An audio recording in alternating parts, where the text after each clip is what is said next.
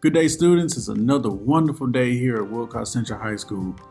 For today's lesson, we'll be looking at Nathaniel Hawthorne's Nathaniel Hawthorne as a whole, and we're going to be using Young Goodman Brown as a corollary to basically be able to explore how his view of religion plays a big role in Gothic literature. Now, for second, fourth, and sixth period, this is basically a recap.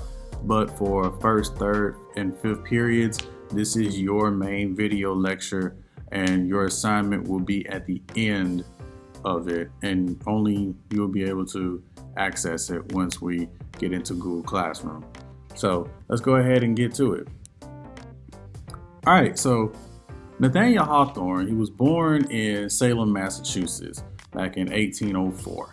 Now, this is the same Salem, Massachusetts that was responsible for all of the Salem witch trials, burning witches at the stake, tying them to cinder block and dropping them in the lake, and then burning them at the stake or hanging them. So he had a Puritan background. Now, his great-grandfather, John Hawthorne, was one of the 3 judges that basically took over in the Salem witch trials. So he came from that. So keep that in mind. That plays a big role in the things that he writes, plays a big role in how he adjusts for his understanding of Christianity, his understanding of how Gothic literature compares and contrasts against it every day. All right, he had 2 major themes in writing. It was the somber background of Puritan life and the dark side of human nature. Those are the 2 main themes that he wrote about all the time. Now, with the Puritan life, he talks about the sinful man and hypocrisy. For those of y'all that don't know what hypocrisy is, that's basically saying one thing and doing another. Basically, it's like a pastor who tells you not to have sex before marriage, but he's out here messing around with somebody's wife. I figured that would be easier for people to understand. Now, the dark side of human nature is religious in nature, because all of us have a dark side that we are exploring. So it's up to us and what we do with it that determines whether or not we're good and evil. These are some of his most famous works, like the House of Seven Gables and the Scarlet Letter, very famous known works. The Scarlet Letter is basically the crux for many of his religious books that he's written. It's not necessarily falling under the Gothic literature category, but it's definitely there. There's a movie called Easy A. I do recommend you watch it because it does explore the Scarlet Letter in a modernized setting. As far as short stories go, Young Goodman Brown is the premier story to look at, as well as The Birthmark, which we will look at later on this week. All right, this is the big one here. This is the one where we're going to be heavy on for most of the lecture here. So, who were the Puritans? This is basically getting to know Nathaniel Hawthorne's family. So, if you grew up the way that I did, you know that you went to church, you went to Sunday school, then you went to a little regular service, and then if they had a second service, you were going. It wasn't an option back then.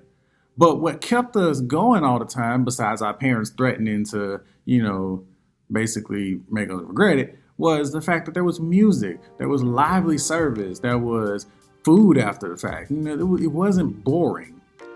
We wanted to leave, but it wasn't boring. So Puritans were totally opposite of that.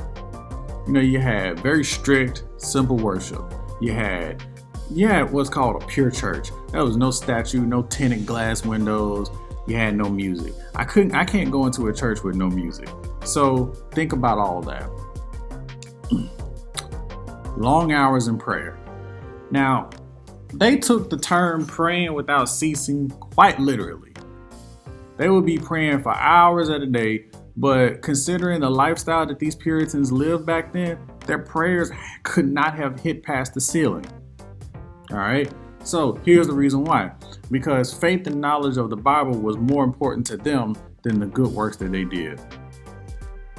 Now, we in the 21st century know better than this. We know that it's the good works and actually being saved that gets you into heaven, not knowing the Bible. Because any idiot can know the Bible. Satan knows the Bible. If he were to come here as a human and die just to get to heaven, that means we don't have to do anything good. We just have to know what the Bible says. This is what the Puritans believed back in the day, and it inevitably caused a lot of corruption. Now, the clergy, it consisted of men of equal rank with no women. This is probably one of the most dangerous things that have been put into place since the Puritan time. You don't want to be the type of person that just believes like, oh, women can't do this, this, and this. In fact, women are actually good at ministry. And eventually, Nathaniel Hawthorne learns this, but he learns it a little too late. Predestination, basically, that just means that, we're all determined to go to a specific location or we have a certain fate. While this is true in limited areas, it's not true because we're quote unquote having free will. Puritans back in the day believed that humans were depraved sinners and that God only chose a select few that would be saved while everybody else was in damnation. So the question was, who was the elect? They don't know. This created a constant state of anxiety all the time.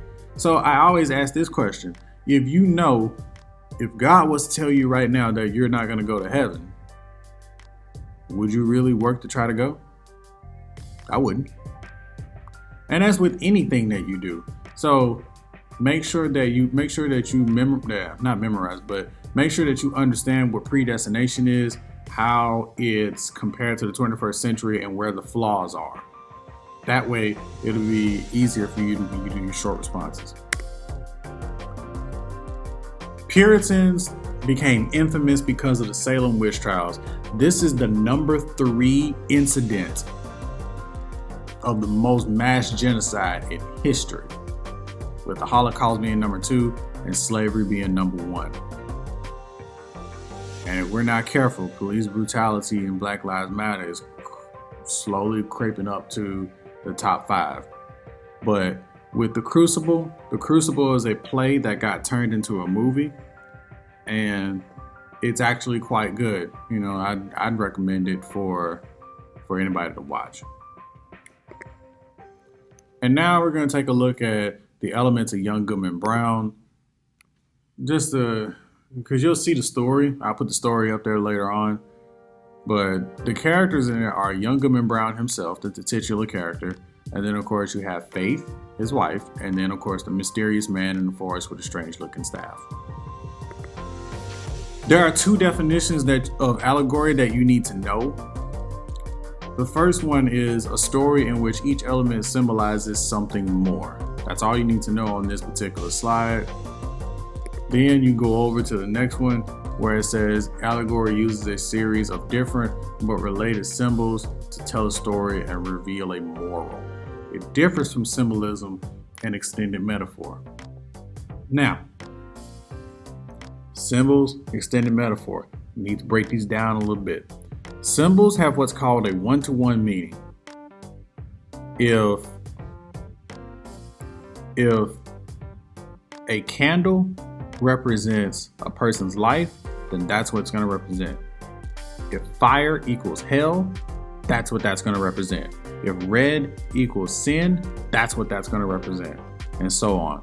There's no deeper interpretation of it. There's no link to it outside of what's already been prescribed. That's it. All right. Now, extended metaphors. Extended metaphors they work a little different. Try this on for size. Let's imagine you're trying to talk to somebody through, text. And the subject is faithfulness. You want to make sure everybody's encouraged to be faithful towards people, especially if you're in a committed relationship with somebody, but they're not getting it.